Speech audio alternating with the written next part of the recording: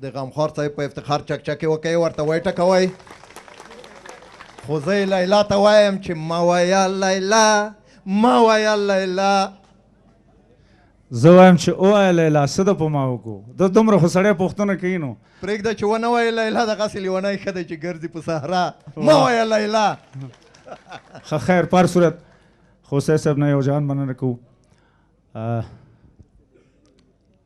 د قربان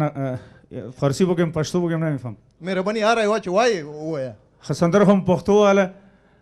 عید قربان به همه ملت مسلمان که در کشور است خصوصا بر افغانا تبریک میگم عید خوش عید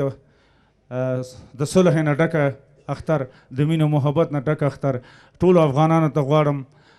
زه تاسو نه مننه کوم که څه ویل لرئ زه تاسو خدمت کوم بس له تا نه هم مننه کوو د قدرمنو میلمنو حاضرینو د ملي راډیو تلویزیون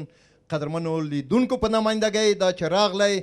لیدونکو حاضرینو ته مو ښکلي او په زړه پورې بالخصوص ووایه لیلا او اتڼیزې سندرې وړاندې کړې ډېره ډېره مننه او دا هم د ملي تلویزیون لخوا یوه ډالۍ